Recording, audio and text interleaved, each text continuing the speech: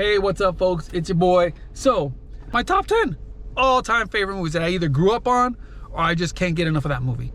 At any time they're on, I have to stop and watch, or they're in the background and I'm watching it. Number 10, Ready Player One. Let me tell you, if you grew up in the 80s, Ready Player One is right up your alley. And it's pretty much the most current movie of this list. What do they call those? What do they call those things?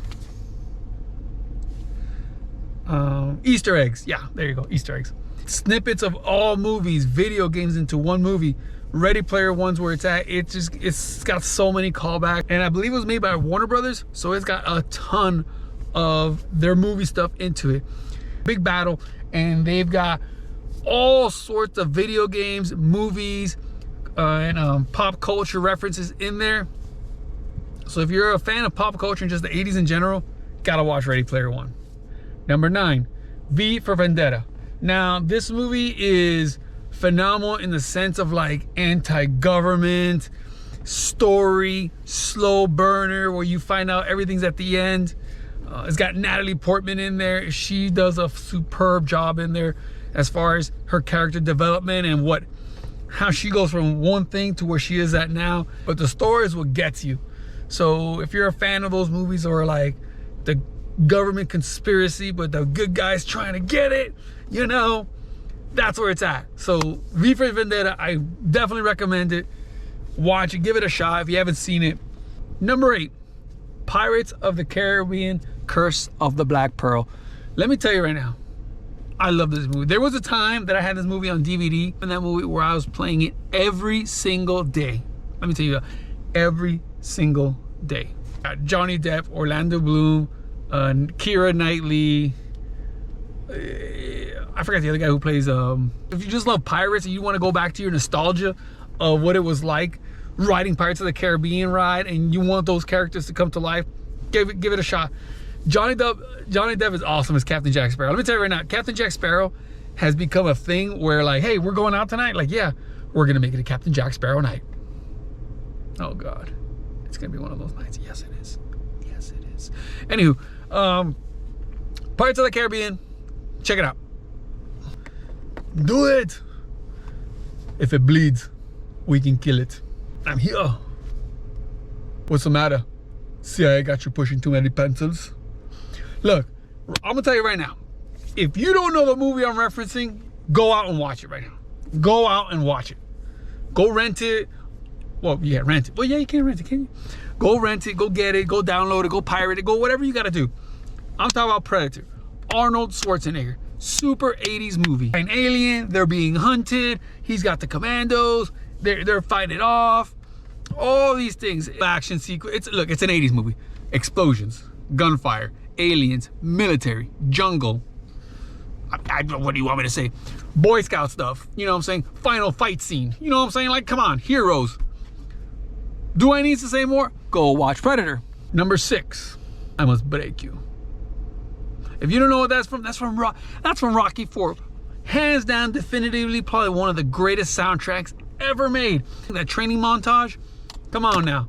Come on now. You know you've heard that song once or twice, and you're like, let's go. And you get after it. So Rocky IV, Dolph Lundgren, Sylvester Stallone, Talia Shire. Just give it a shot. Aliens. Sigourney Weaver plays Ripley. You got the Space Marines.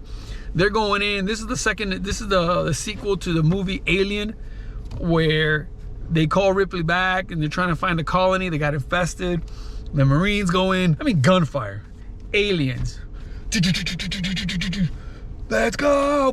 Let's rock. I mean, great movie. Let's go, Marines. We're leaving. Great. Look, I know I've said every movie is great. Okay, let's just get that out of the way. I know it. But just, oh my God. The aliens are fighting. This is such a sci-fi classic to watch. And if you can, watch the extended edition with like all the scenes included without the director's cut. You'll thank me later.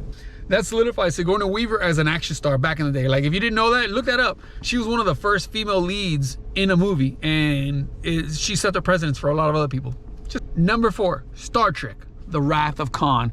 Listen, If you want to talk about sacrifice and friendship and fighting and a callback, so the Wrath of Khan is almost, you could almost call it a sequel to a TV show episode of Star Trek, the original series.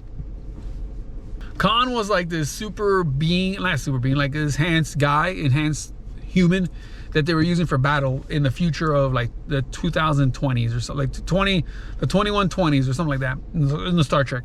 They come across this planet and Khan is there. Unfortunately, bad things had happened on that planet. So Khan blames Kirk, all this. And it's such a good movie in the fact that like the needs of the many outweigh the needs of the few or the one. So go check it out. Star Trek Wrath of Khan. The Princess Bride.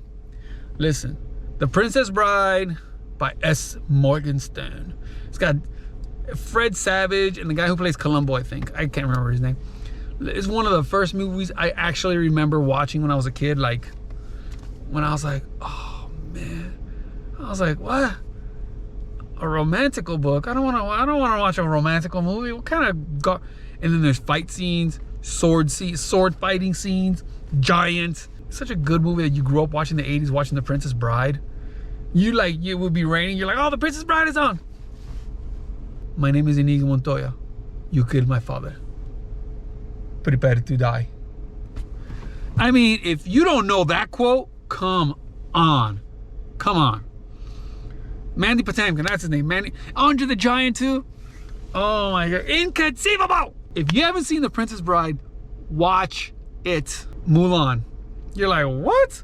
Mulan, Emperor needs troops. So unfortunately, one troop has a family, a father has a family, and he can't go back because he's injured because of an old war wound. He has no sons. So his daughter takes up arms in his name. She changes, cuts her hair, puts on his armor, goes to train with it. She basically wins the guys over. You know, she's disguised as a dude. She saves the emperor, and then she comes back to her father.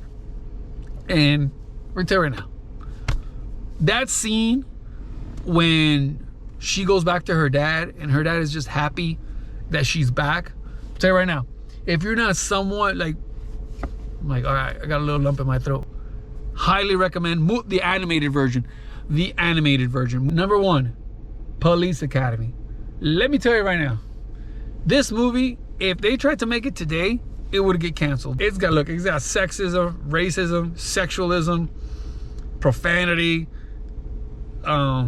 sexuality, prostitution, drugs, violence, like gang stuff. It's got basically just a lump of someone just mixed the 80s up and just threw them in there. It's one of the first movies I remember watching when I was like, I don't know. I stayed up and watched Police Academy and I was laughing. And even to this day, I am in tears laughing sometimes at that movie. So I rank it because it's one of the very first movies that I could recall. I'm like, man, I really like watching movies. I love going to the movie theater and watching movies. It might not be for some of y'all, but it's definitely vulgar and the antics. I mean, come on, Mahoney. Thanks for watching. I really appreciate it. I'm actually gonna try another video, another top 10. If you got an idea for top 10, put them in the comments. Let me know. If you like this type of stuff, throw a like in there, add it to the comments. I love y'all. Take it easy, and till the next time.